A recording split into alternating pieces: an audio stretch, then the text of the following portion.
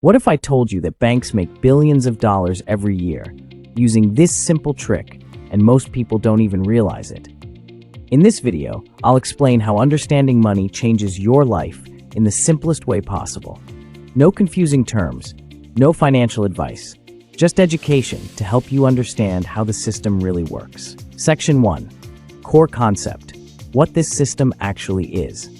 Money, on the surface, looks simple. You earn it, you spend it, you save some of it. But behind this simplicity, there's a system, a set of rules, structures, and incentives that decide how money moves, who controls it, and who benefits the most.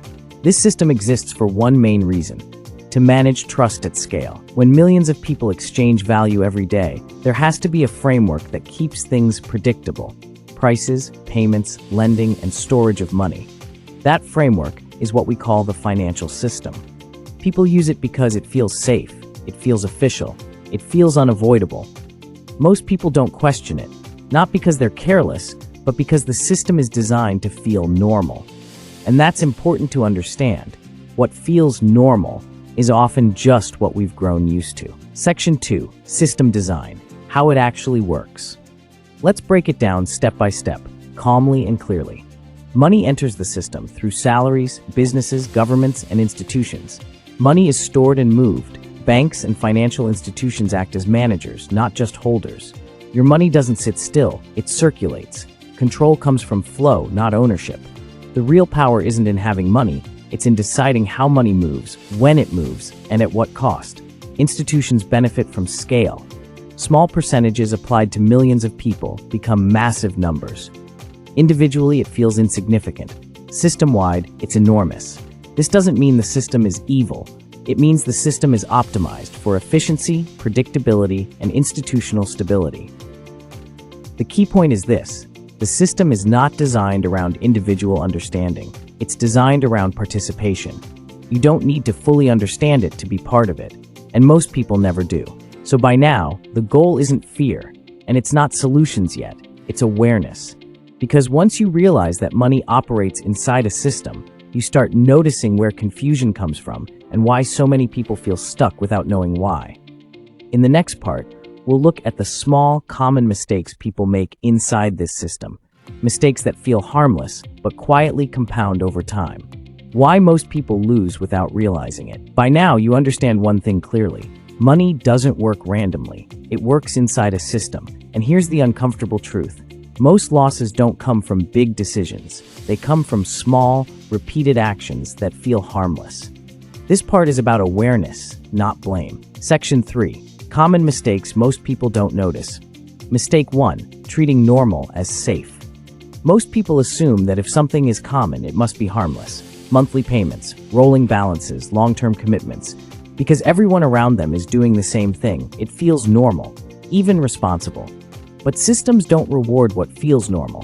They reward what is predictable, and predictability is profitable. Mistake 2. Focusing on short-term comfort. The system is built to make things feel easy now. Low friction, delayed consequences, immediate relief. Small trade-offs today don't feel dangerous because the cost is spread over time. And when costs are delayed, the brain underestimates them. That's not a personal flaw. That's human psychology working exactly as expected. Mistake 3. Confusing access with ownership.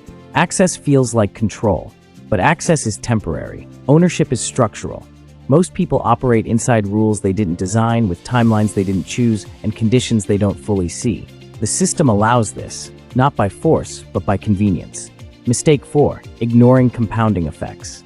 Small percentages feel invisible, small delays feel manageable, small inefficiencies feel irrelevant, until they repeat. The system doesn't rely on one big mistake. It relies on many tiny ones, repeated quietly over years. That's how outcomes diverge, not suddenly, but slowly. Why the system allows these mistakes? Here's the key insight. The system doesn't need people to fail. It only needs people to not question. As long as participation continues, the structure stays stable. Awareness isn't required for the system to function, only compliance. At this stage, the goal still isn't action, and it's not solutions. It's realizing this.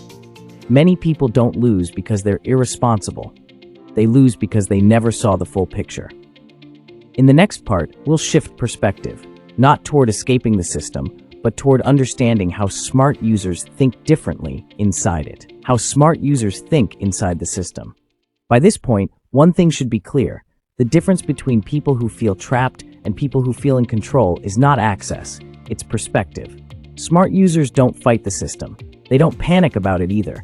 They understand how it thinks. Section 4. How smart users think. 1. They separate emotion from structure.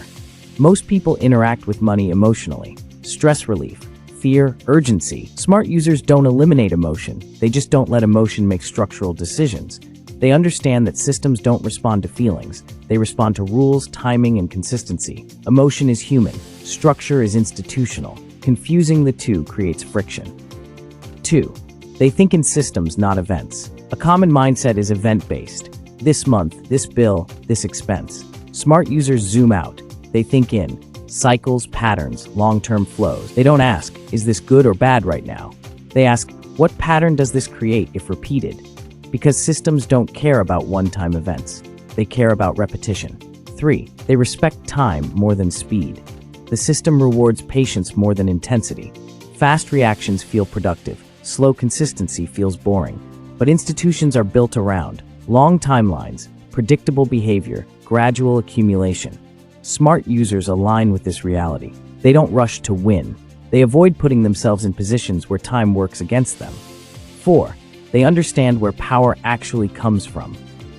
Power in financial systems doesn't come from intelligence alone. It comes from stability, predictability, optionality. Institutions value users who behave consistently because consistent behavior is easy to model. Smart users know this. They focus on reducing chaos, not chasing optimization. They value control over excitement. Mental models, smart users share. Rules beat motivation. Systems don't rely on willpower. Automation beats attention. What runs without constant focus creates stability. Long-term thinking beats short-term relief.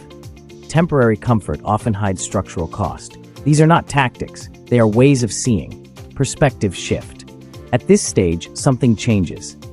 Money stops feeling mysterious, it stops feeling personal. You begin to see it as a designed environment, one that rewards certain behaviors and ignores others. In the final part, we'll step back even further and look at the big picture. What actually changes when awareness replaces fear, and how control begins with understanding, not resistance. What changes when you see the full system? At the highest level, nothing dramatic happens overnight. No sudden freedom, no instant transformation. What changes first is how you interpret reality. When you understand the system, money stops feeling like a threat and starts feeling like a set of rules.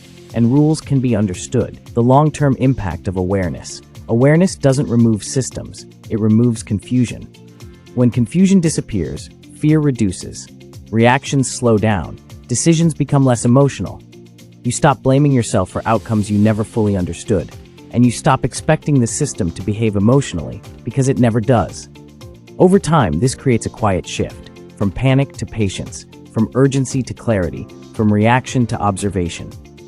Control doesn't come from forcing outcomes. It comes from seeing the structure clearly enough to stop fighting it blindly. When money stops being personal, most stress around money comes from personalization. I failed. I messed up.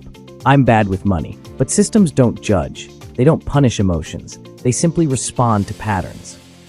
Once you see money as a system, shame disappears, fear weakens, logic takes over. You stop asking, why is this happening to me? And start seeing, this is how the environment is designed. That shift alone changes behavior, without effort. Control doesn't mean escape. Control is not about escaping the system. Very few people ever do, and that's not the goal. Control means knowing where influence exists, knowing where it doesn't, and not wasting energy fighting illusions. Understanding replaces resistance. Clarity replaces anxiety. That's how real stability begins. If this helped you understand the system better, consider subscribing for more educational breakdowns like this. Because the more clearly you see the rules, the less power confusion has over you.